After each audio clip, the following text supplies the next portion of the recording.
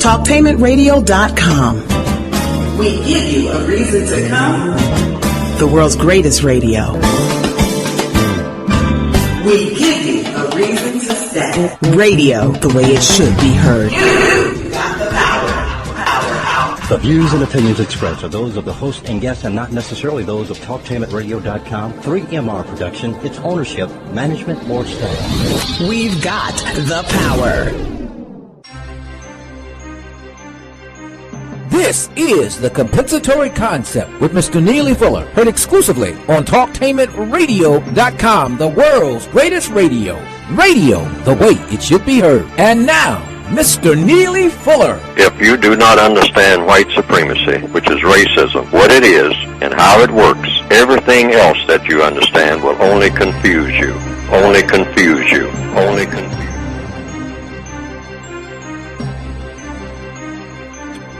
This is the Compensatory Concept with Mr. Neely Fuller Jr., heard exclusively on TalkPaymentRadio.com. Radio the way it should be heard, the world's greatest radio. Woo! I'm Brother Kahari, sitting in every week with Mr. Neely Fuller Jr. Mr. Fuller, how are you, sir? I'm still learning. All right, and we've got a lot to learn. There's a lot going on right now, so many areas to cover until I don't even know where to begin. I guess I'd have to begin with the death of Hugo Chavez. A non-white male in a largely non-white country, at least that was trying it. If you read many of the things, a man that reduced poverty in his country by great amounts, turned that wealth, that oil wealth, and increased their status, reduced a lot of the stresses. That's the reason why they loved the man like they did, according to some reports. He did a lot down there, apparently a lot, and that's what we talk about when somebody's attempting to implement justice. They're going to be enemies of white supremacy domination. According to every report that I've received, except those reports that didn't want him there, statistics show poverty rates declined from 50% at the beginning of Chavez's first term to 32%. That means it takes a whole generation to cut poverty. This man cut it in less than 10 years. It can take 40 to 50 years to do that, but yet he cut it in less than 10 years. And of course, once he began to do things like this, it reminded me of a scene that I played just recently from the Nixon movie. And I don't know, Mr. Fuller, have you had a chance to see the Nixon movie? No, I didn't. Quite a movie. I would recommend that everyone see it. I'm going to find that scene, Mr. Fuller, and I want to play it. It was a scene taken right out of something that you would imagine that would happen. But it had Nixon. He was meeting with some of the guys who had secretly backed him, the money men. And they were asking him, what are you going to do about Allende down in Chile? And Nixon's response in the movie, Nixon said, we're going to take care of him as soon as we can. And it was like he's at the top of the list. And of course, we know what happened to Allende much later. Now, all of a sudden, the people of Venezuela are questioning where this cancer came from. Then you take him down to a place like Cuba, which is supposed to have one of the best records at dealing with cancer related disease, and they can't stop it. They can't do anything about it. So the next thing you know, somebody who apparently, by all accounts, was attempting to do something in the interest of implementing justice in his country, in his area, wherever he was, is now gone. And the people down there are mourning. And it's real interesting, the impact of all of this on people. And yet, this really helps us to understand some of the things, Mr. Fuller, that you have been talking about. Let me get your thoughts on it, Mr. Fuller. Well, I haven't gotten enough details on it. I have read some of the headlines and heard some of the commentaries. Also, I've heard commentaries pro and con, commentaries about how much he has done. That's when it first came to my attention some years ago, how much he was doing for the people of that area, particularly the people who needed help the most. And apparently, from the reports that I got, and I'm only going by the reports because I've never been there, I don't know anything about the area or anything like that except just what I read in the quote-unquote popular press. So according to the popular press, he was doing quite a few things that were of constructive value to help the people who needed help the most. Help the most, yeah. That's right in line with the concept of justice. Then, on the other hand, I heard remarks about him being pals around with dictators and people who were not doing things to help people, and that dissatisfied a lot of people. Plus, there were some business connections that he was making all over the world and whatnot that were disapproved of by people who considered themselves to be legitimate business people, and they considered him within that context to be an illegitimate business person, and whatever those words mean, and by what measure. And so you hear a lot of pros and cons on both sides. But the person, as far as I know, Mr. Chavez, was considered to be classified as non-white by the general world standards according to the white supremacists who do all the classifying. And so therefore, within that context, it can be suspect that his death was also suspect. Oh, absolutely. Because whenever any non-white person really makes a breakthrough that is significant, not on the white supremacist schedule, in other words, they do operate like organized crime because that is the biggest organized criminal system on the planet, according to logic and according to evidence, is the system of white supremacy. That's what you could call it. You call it in capital letters the system of white supremacy. It's the most powerful political and religious system that the world has ever known. So that system is designed to do harm to people who are classified as non-white. So therefore, Mr. Chavez, within that context, is classified as non-white. And if he's trying to do anything to produce justice, because justice and racism do not go together, not within any context, then he would be a threat to the powers that be. The powers that be meaning the system of racism and all the people who believe in practicing racism. Absolutely. So therefore, it shouldn't be surprising. When I heard about him, I said, well, he is a prominent person, and since he's just one person, the white supremacists always have a prescription for any so-called non-white leader.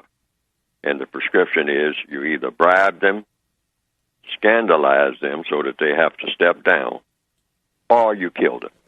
Right. 1, 2, 3. If you can't do the first two, the minute you appear on the radar as doing something that dissatisfies the people who believe in white supremacy, they will immediately put you in the computer as being scheduled to be bribed. In other words, they will have someone approach you with offers that you can't refuse. Or they will scandalize you. They'll say that you're stealing funds or that you're involved in some type of sexual escapades. I mean, of course, that no longer is viable in the way that the whole sexual picture worldwide is beginning to change now. Right. That doesn't fly very well. Doesn't fly so like then the it used next to. option is kill him. Kill him or her.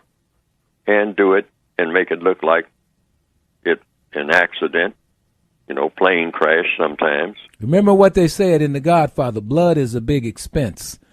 Yes, yes. So they try to avoid that Absolutely. if possible. Mm-hmm. And that's why the bribery thing is the thing that they mostly try to do. And it usually works. Worldwide, it works now. You get a so-called black leader or non-white leader anywhere, looks like they're doing anything constructive. That's the key. Is this person doing something constructive for the people who need help the most? Because that's a no-no. The white supremacists do not allow that. The people who need help the most, I mean solid help, not cosmetic help, but solid infrastructure help, the white supremacist says, no, we got a bell alert here. Go out and check this out and see how much constructive activities going on. Can't have constructive activity going on among any non-white people on this planet, not on our watch. We're the system of white supremacy. We do not allow constructive activity among our subjects. Constructive activity is bad for business. The business of what? Of practicing racism. That's what. And we're in the business of practicing racism. So check this person out and see if that constructive activity is really on a scale that's significant. And if it is, put them on the hit list. The hit list meaning either bribe them, scandalize them out of business, or kill them. 1, 2, 3. We don't have but 3 plans for them. Those 3. Pick your choice. But get them out of the business of helping people who need help the most. Speaking of the non-white people. Right. Speaking of which, I want to play this segment from the movie Nixon. I want you to get your comments on it after you hear it.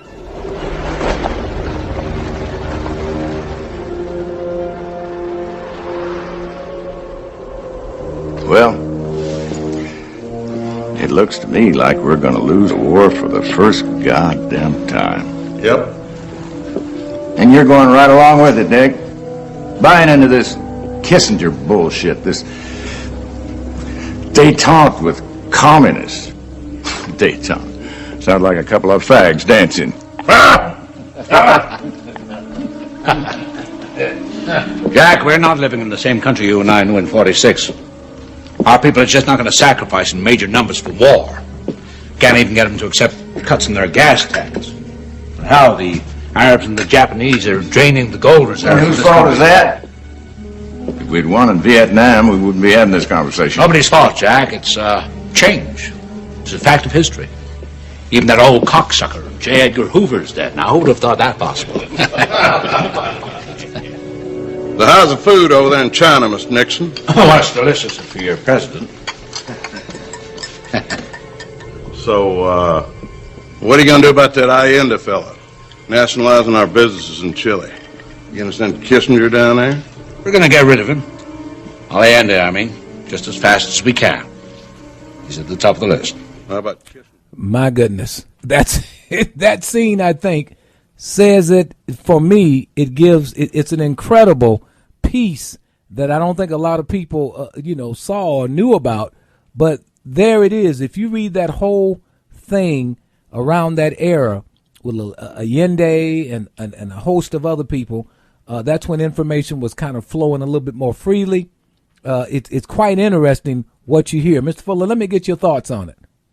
Well, that's the first time I ever heard that, and I didn't know any of the details of it. I've heard about a lot of intrigue going on in what is called, quote, unquote, Latin America, and Latin American dictatorships, and Latin American people who, leaders who should be gotten rid of, all down through the years. I mean, when I first started hearing about the term Latin America, it was always about turmoil, and always about dictators, and always about people who were just running around just slaughtering people, I mean, on a wholesale basis, and they're just basically considered to be just a bunch of people who were dysfunctional, including all of their leaders.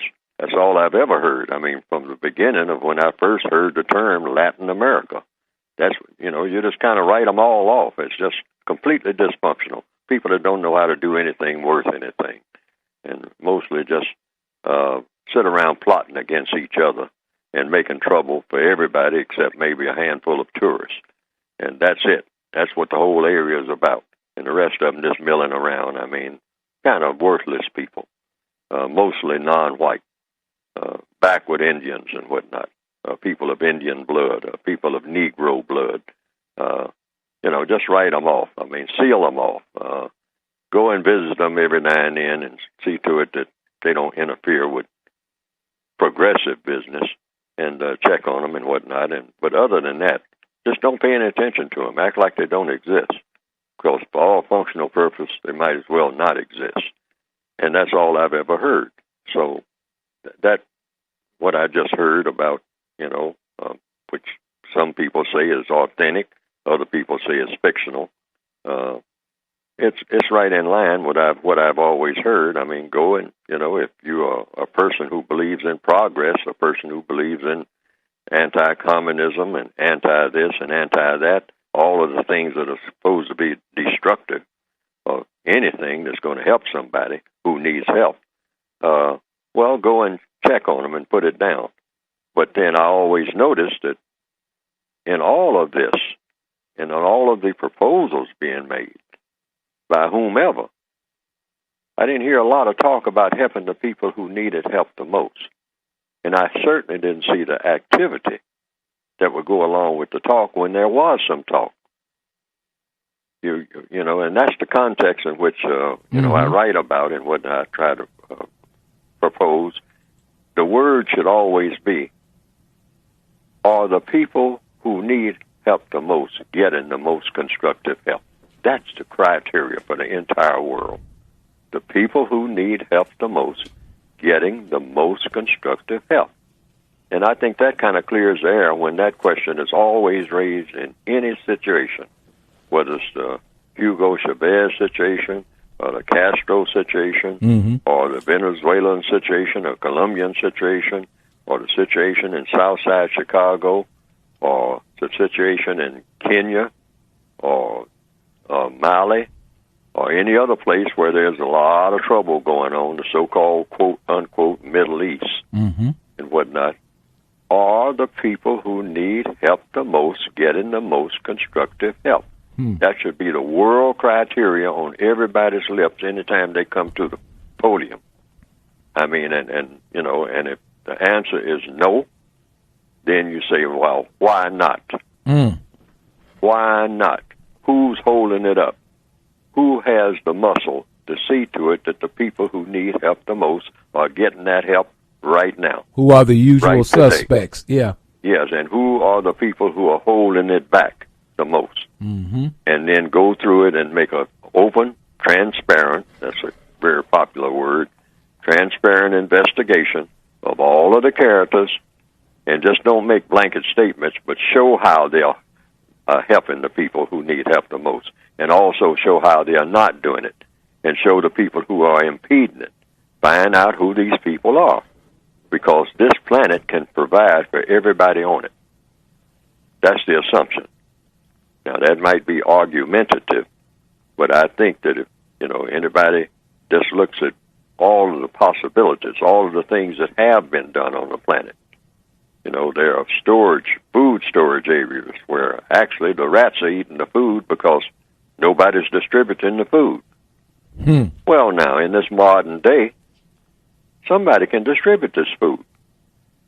See, nobody should be hungry. Nobody should be houseless on this planet that has been provided for all of us by the creator of this planet and the creator of all of us, or creators, some people might say, depending on what your religion is.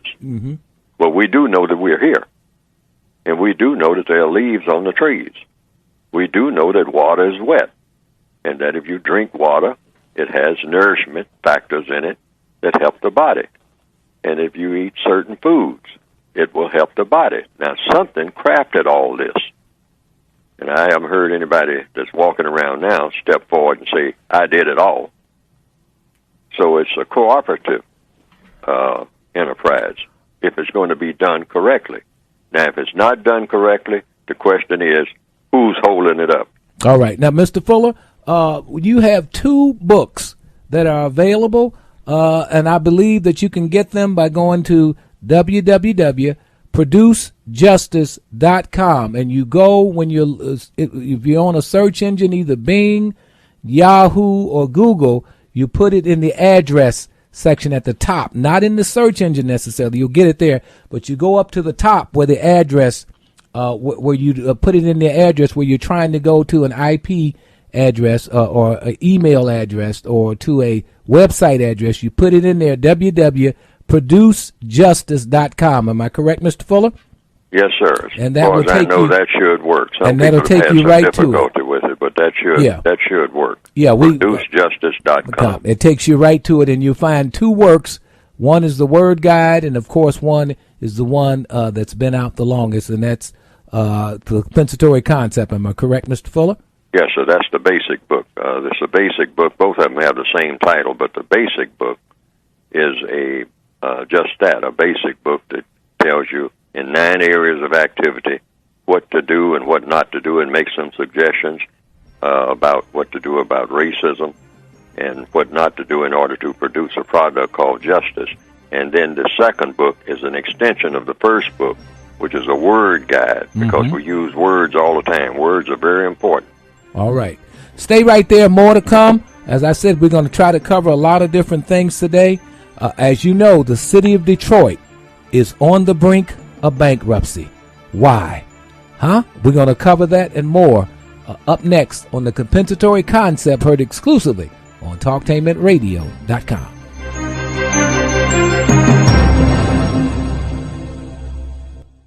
This program is brought to you by ClaySpace, a passion for pottery, art for the soul. 614-449-8144 or clayspace831.com. This is Ted Williams, and you're listening to Afternoon Delight, heard exclusively on TalkTainmentRadio.com. Sky rockets in flight. Afternoon Delight. This is Ted Williams, and you're listening to Afternoon Delight, baby. This is Ted Williams, and this is Afternoon Delight. Afternoon Delight. I'm Ted Williams, and this is Afternoon Delight on TalkTainmentRadio.com. Sky rockets in flight. Afternoon Delight. I am back. This is your platter playing Papa, spinning the wax on Afternoon Delight. This is the Golden Voice. I'm Ted Williams, right back and smack at you on TalkTainmentRadio.com. Ted, where are you? When are you coming? Who are these imposters? March 18th. Hurry up and get here.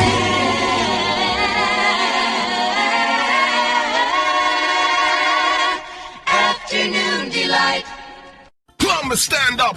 March 8th, it's International Women's Day. Join us as we celebrate and honor amazing women from all over Columbus. It all starts at 11 a.m. with the awards luncheon, and it ends with the VIP celebration with performances from Marble Park and the All-Star Jammers. The place to be is the McCoy Center, 5462 North Center Street, Hilliard, Ohio. Purchase your tickets today at www.iwdcolumbus.event.com. The United Independent Compensatory Code System concept by Neely Fuller is considered as one of the substantial and basic books for understanding and effectively countering racism. Neely Fuller will turn upside down everything you've heard and everything you think you know about racism and how it works. Call area code 202-484-5461. 202-484-5461. I'm as mad as hell, and I'm not going to take this anymore. I'm Tammy Rager, host of The Now Age and numerologist to the stars. I've got your lucky numbers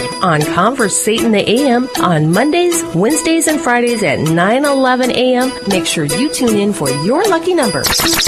Punch in TalkTainmentRadio.com and click on Listen Live and listen for your lucky number. We've got the power. Justice is better than racism. Manage itself. It cannot meet its current bills. It can't meet its payroll. It's literally weeks away from just totally running out of money. And as you said, it's got $14 billion worth of debt, which it hasn't got a prayer of repaying. So the governor of Michigan, he's got 30 days to appoint an emergency financial manager. That manager would take all financial decisions for the city of Detroit. That's where the options come in. What could that manager do? He could look for a bailout, money from Michigan or from Washington, D.C. That would be essentially a bailout of sorts. Or he could take the bankruptcy option.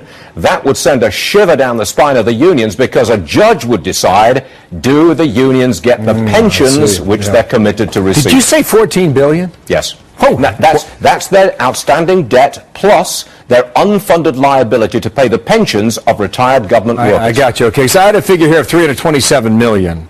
That's the current budget deficit. Yes. That $14 billion figure is huge. All right. Yes. From December of 2012, 2 months ago, here is Joanne Watson, city council member in the city of Detroit, for her solution out of this.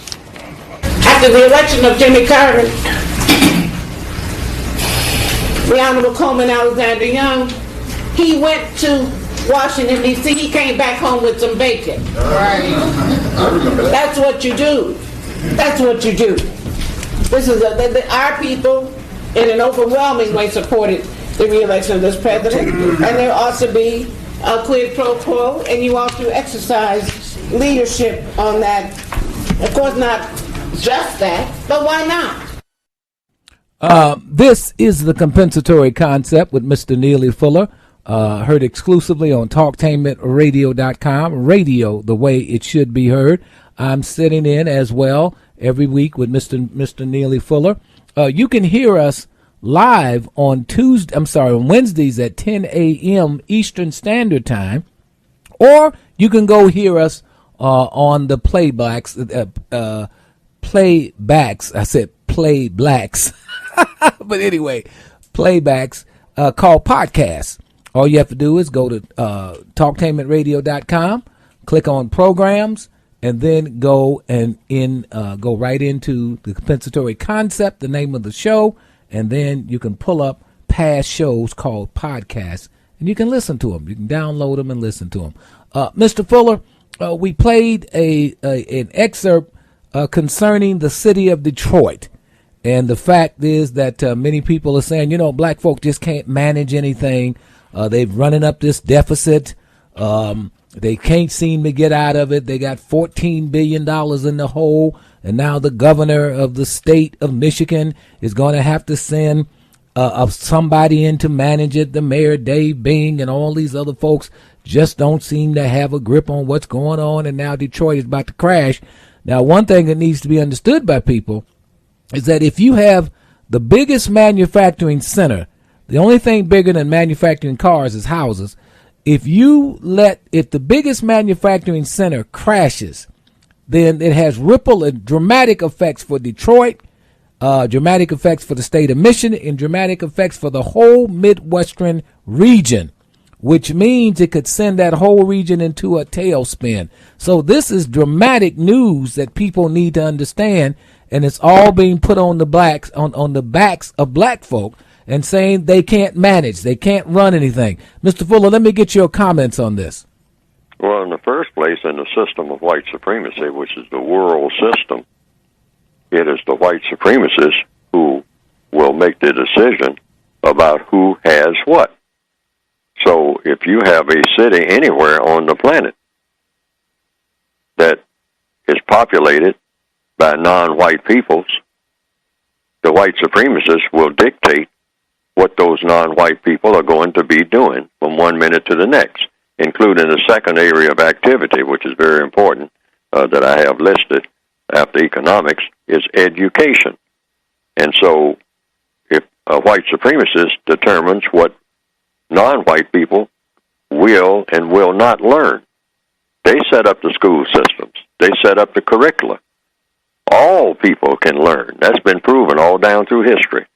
Even the most backward people on the planet, so-called, the most primitive people who have been primitive for thousands of years, you can, in just a few years or a few days sometimes, depending on what you have the people doing, teach people how to do things that they have never even seen or heard of before.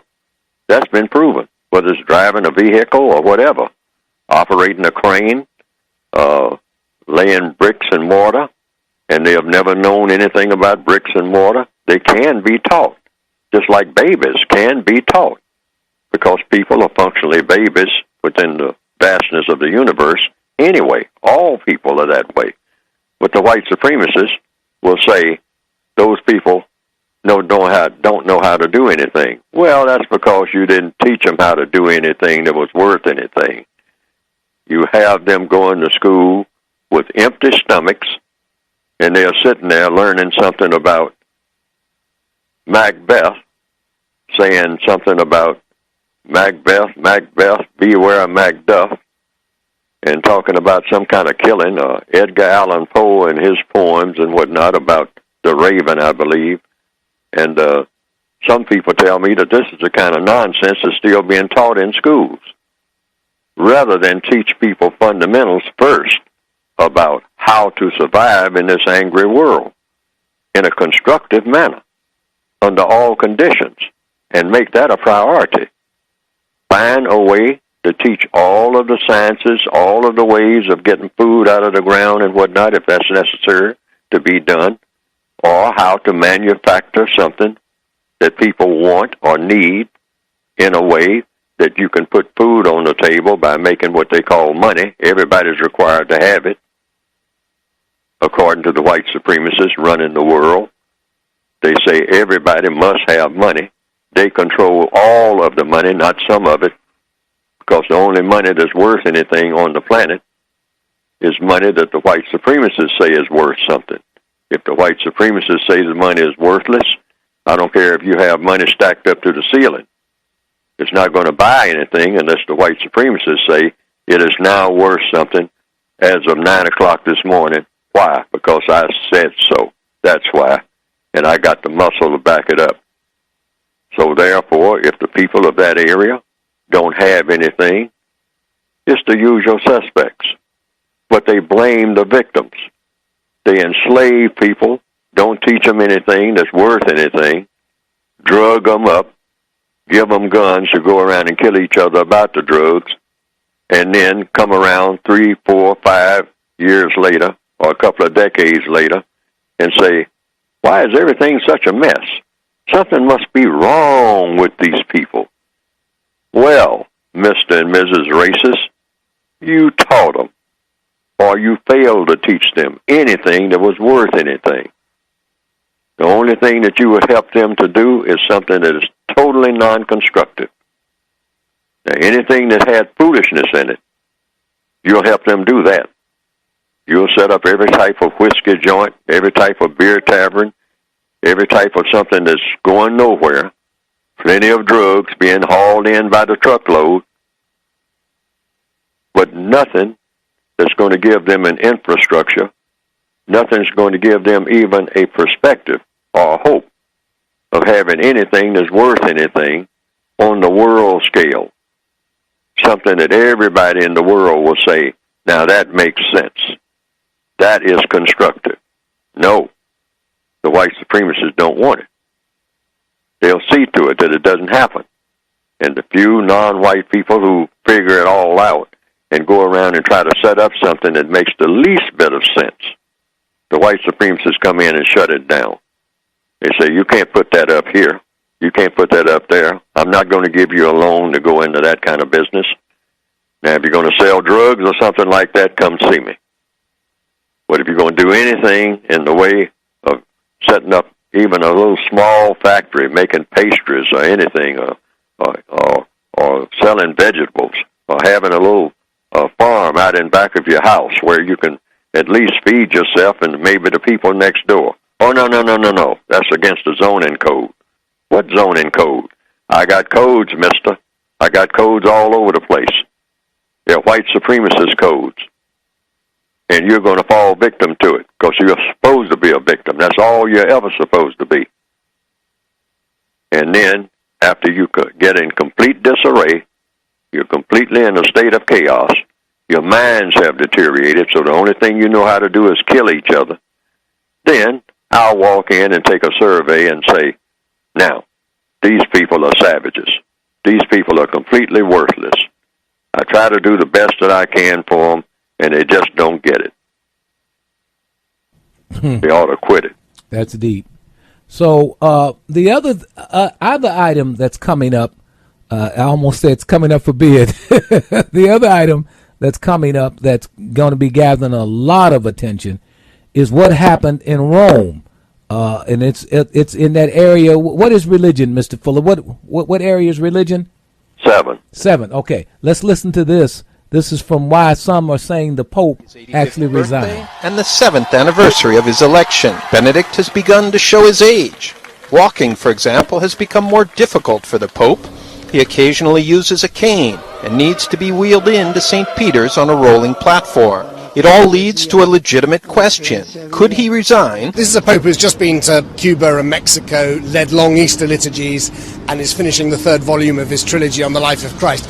I don't get the sense that he's about to resign or stand down at any time. In the history of the Church, there have only been a handful of popes who have resigned, but Benedict XVI does leave open the possibility. As he says in the book, Light of the World, if a pope clearly realizes that he is no longer physically, psychologically, and spiritually capable of handling the duties of his office, then he has a right, and under some circumstances, also an obligation to resign. While Benedict has found himself right in the middle of the church sex abuse crisis, he says that's no reason to call it quits. As he says in Light of the World, when the danger is great, one must not run away. One must not run away from danger and say that someone else should do it. There are moments when Pope Benedict may look tired, but nothing compared to the weakness and frailty of John Paul II in his final years. While a resignation may not be likely, it is interesting to note that Benedict has twice visited the tomb of Celestine V, a 13th century pope who did step down from the job. In Rome, Greg Burke, Fox News. All right. Now, that was a weak element of it. That wasn't the one that I wanted, but sometimes you never know what you're going to get. But there is something called Vati leaks.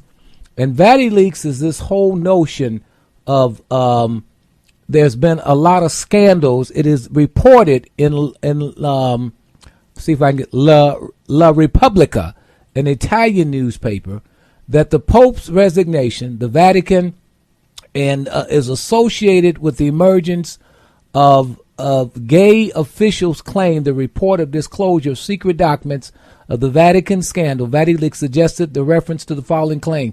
The Pope has decided to leave the job on December 7th, same day the Pope. A file was prepared by 3 cardinal Vatileaks investigating the scandal, and it included a heavy reference to homosexuality. It included a whole bunch of other pieces, same-sex relationships, all kind of stuff.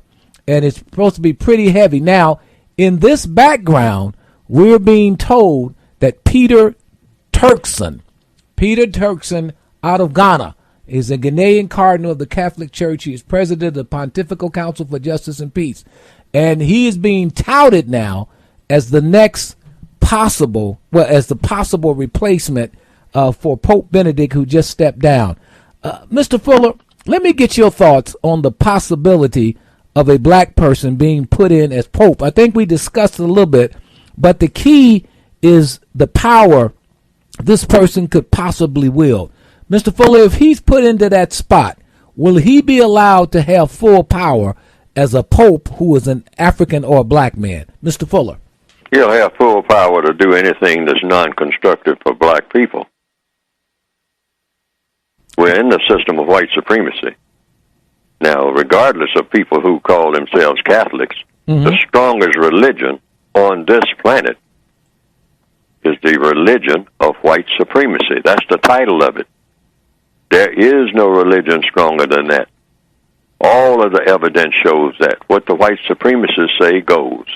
And the white supremacists have said that since black males and black females, since the 1960s, have been started asserting what they call their black manhood and black womanhood, or just manhood and womanhood. They didn't want to be boys and girls anymore, or boys and gals, as some white supremacists would call them, just incapable of doing anything of any constructive value except what children do. They were called children. That's why they were called boys and gals, and still are in many quarters today. So in the late 1960s, black males said, I want to be a man. They had been saying that even prior to that. I don't want to be just a boy all the time. I don't want to be treated like a boy. I don't want to be treated like a child. I want to grow into manhood. And the females were saying, I don't want to be treated like a gal, just a sassy gal or a dumb gal or a mammy-type gal. I want to be a woman, a real woman, whatever that means, a quality woman, a person who can contribute something, on a world scale of constructive value.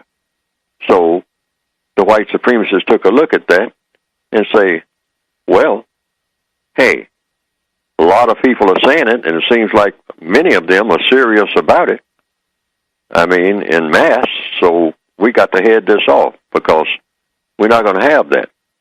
We got to keep them that way. And if we can't keep them that way, then we will distort their sexuality. So it figures that the white supremacists would make a maneuver, maybe, to get a black pope and have that black pope sit there for a little while and then start saying, well, this flock out here that's following me and my instructions and the instructions of the people that I have with me, we have decided, of course, they won't be making the decision. Mm-hmm. It'll be the white supremacists, the white people on the planet who believe in white supremacy. Mr. Fuller, hold Yes, that sir. point. Hold that All point, right. because I want you to pick up right where you left off as we get more into this Turkson appointment, or it could or could not happen. But there are some things he's called for, such as a global public authority and a central world bank. This ought to be very interesting. Stay right there. More with Mr. Neely Fuller and the compensatory concept as we get into more of discussing the potential of the first black pope. Stay right there. More to come on TalkTainmentRadio.com.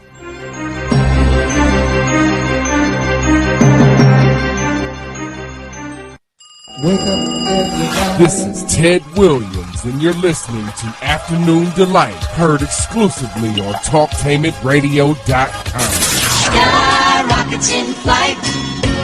Afternoon delight. This is Ted Williams, and you're listening to Afternoon Delight, baby. Afternoon delight. This is Ted Williams, and this is Afternoon Delight. Afternoon delight. I'm Ted Williams, and this is Afternoon Delight on TalkTainmentRadio.com. Sky rockets in flight. Afternoon delight. I am back. This is your platter playing Papa, spinning the wax on Afternoon Delight. This is the Golden Voice. I'm Ted Williams, right back and smack at you on TalkTainmentRadio.com. Ted. Where are you? When are you coming? Who are these imposters? March 18th. Hurry up and get here.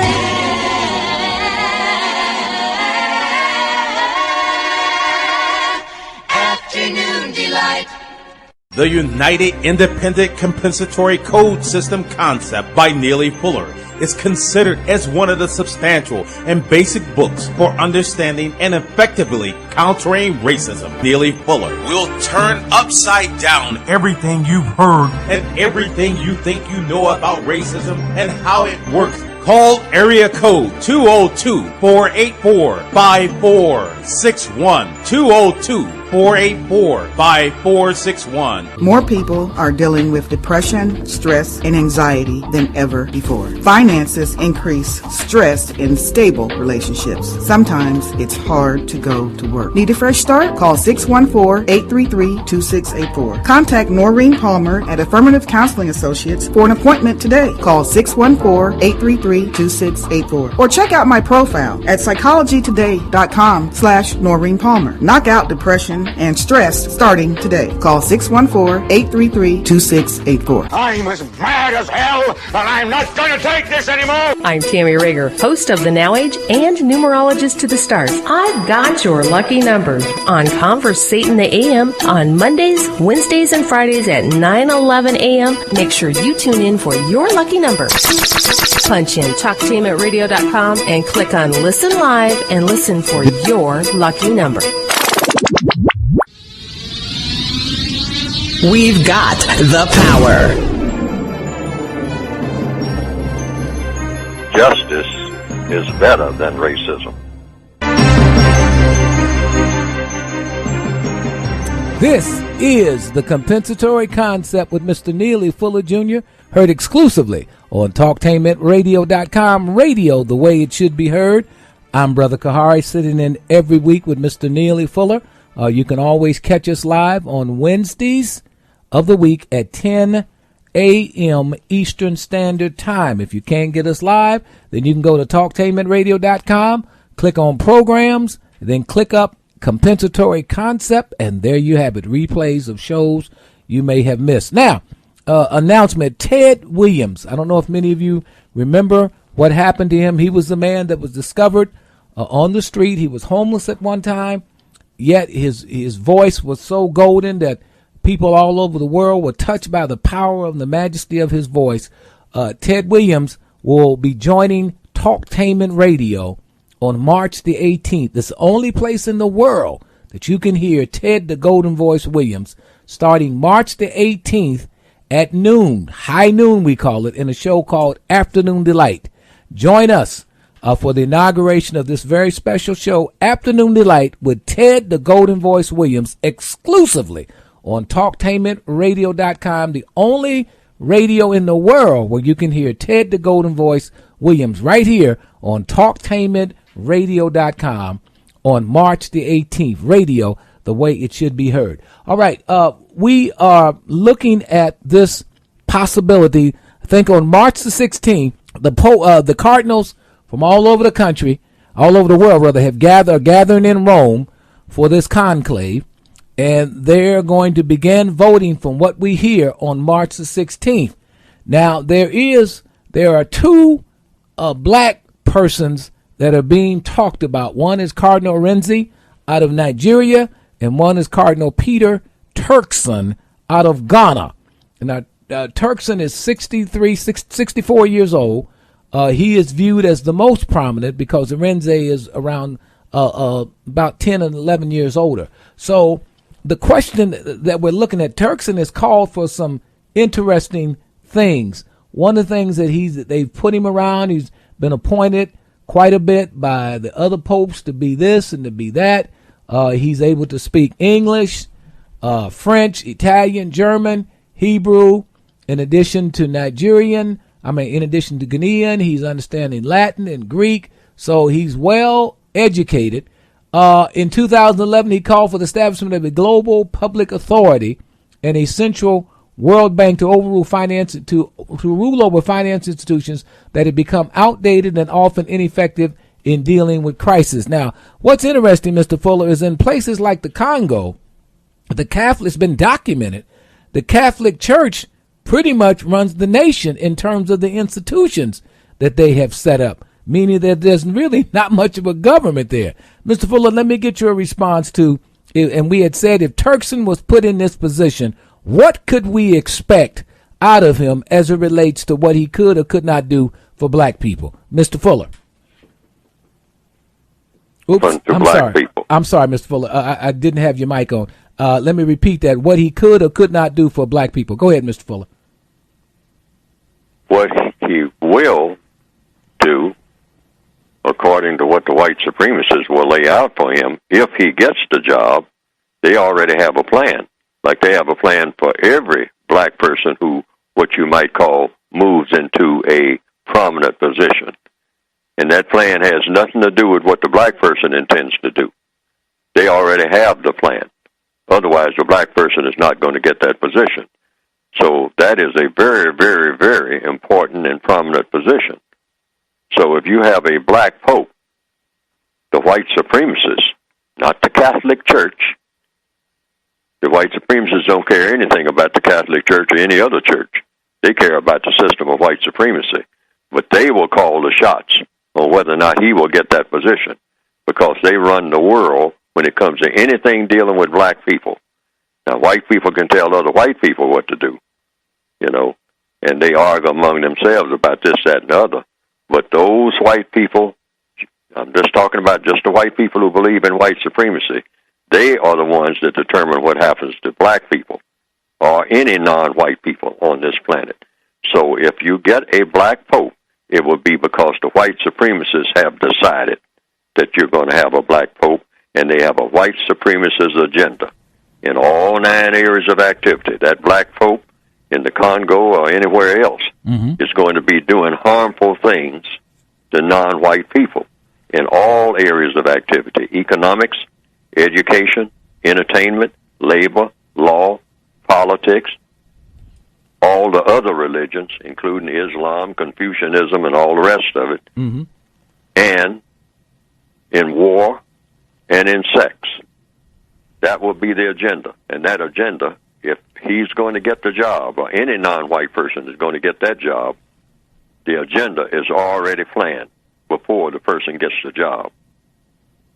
And that is what I've seen. And that's what I've talked about, that's what I write about, and that's what history has proven so far. That's heavy. That is really heavy. Mr. Fuller, we're being joined by a caller. Caller, you're on the air with Mr. Neely Fuller, and this is the compensatory concept. Go ahead with your thoughts. Yes, good morning. I do appreciate this program. It's the only thing that makes sense to me. What I would like to say is it just reminds me of how when any situation is falling down, they call out the black guy to, fix it up. maybe throw the basket from one end of the court all the way to the other and get it in the hoop, this kind of expectation. Here we are now, they want to drag out an African pope here. Well, first of all, to clean up the mess. Yeah, to clean up the mess. I heard it was $66 billion that had been paid out, over some odd number of years for pedophilia and rape and all of this of children. Yes. And so I said, is it 66 million or 66 billion? And I think I read somewhere 66 billion. So this means that they're probably bankrupt. Now you're going to drag this man out. Next thing you're going to have all these, the African people, they're just about trying to get free.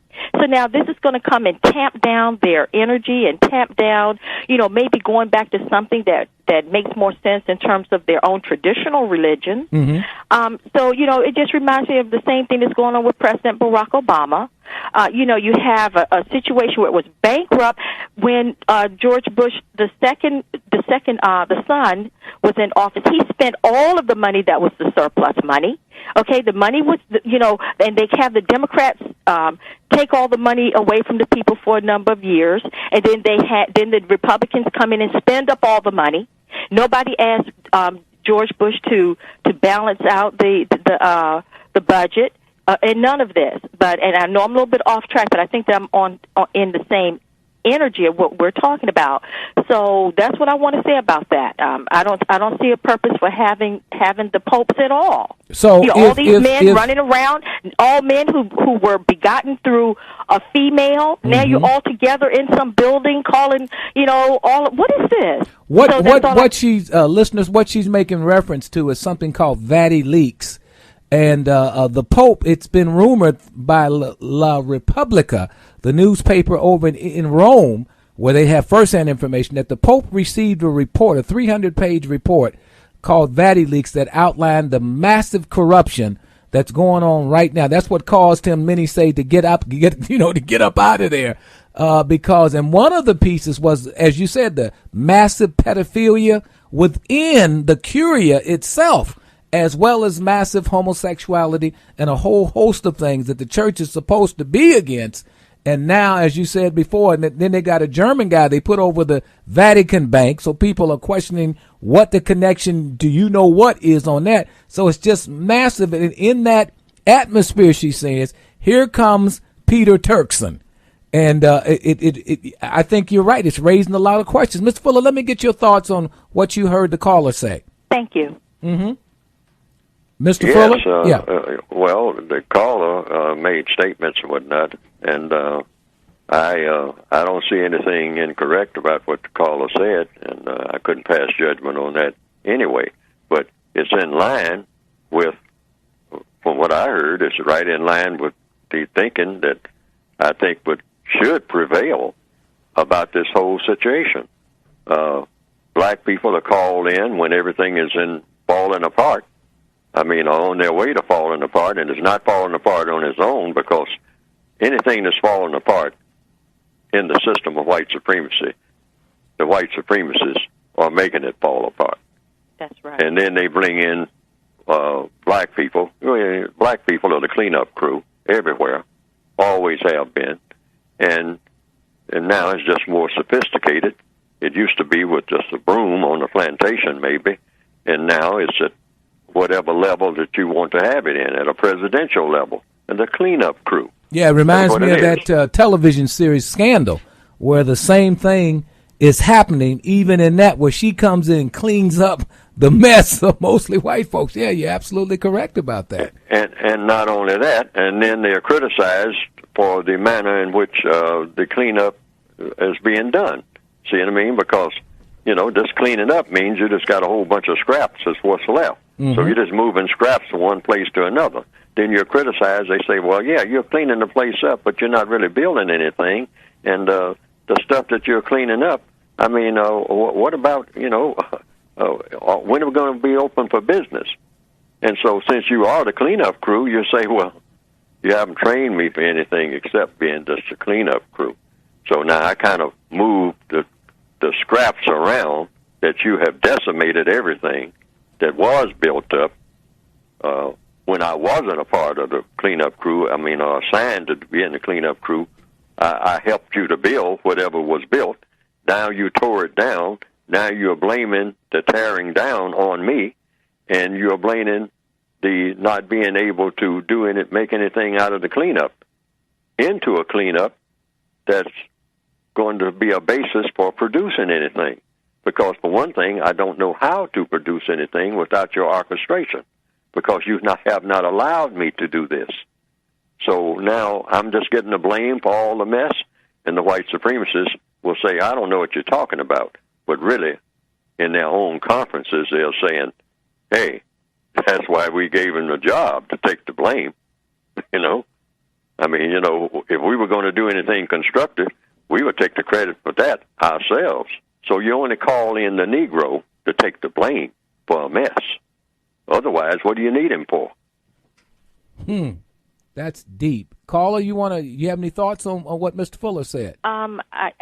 I would just be repeating what he said. I can't in any way top that. It is true. It's like we're a giant mob. And the sad thing about it is that nobody is going to get any credit for even the tiny little bit of good that they will try to do. Mm-hmm. And let me ask you this: should he not take the appointment if it's offered to him? Well, that's a very, very complex thing there, because they have all kinds of secrets.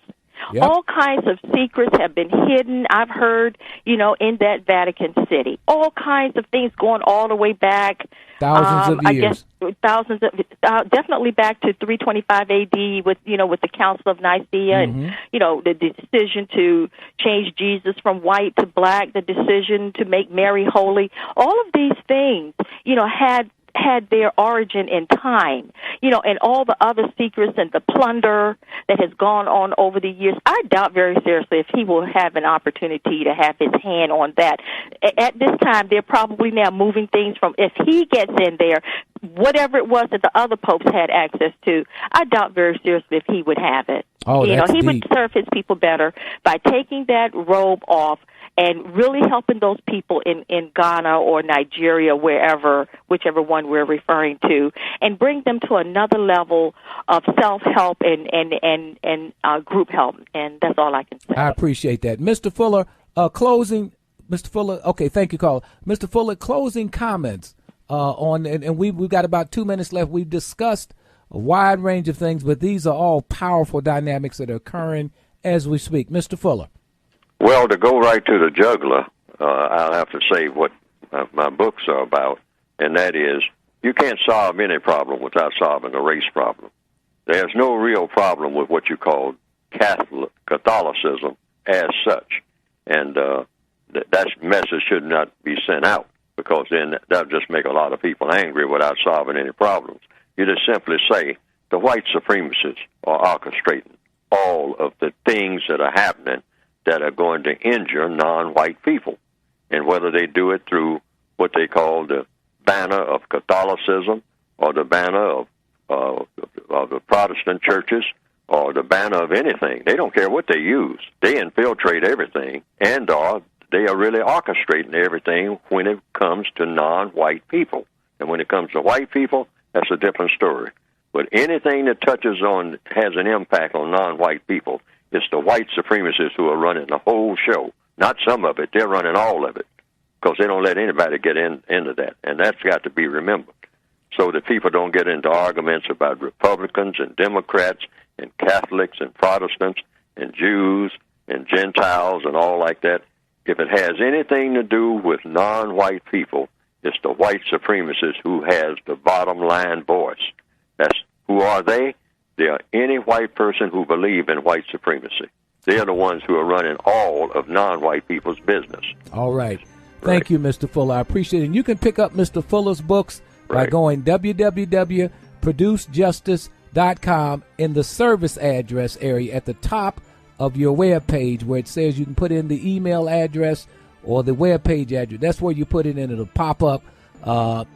Put in producejustice.com. Thank you, Mr. Fuller. We appreciate you. Thank you. You got the power. Radio, the way it should be heard.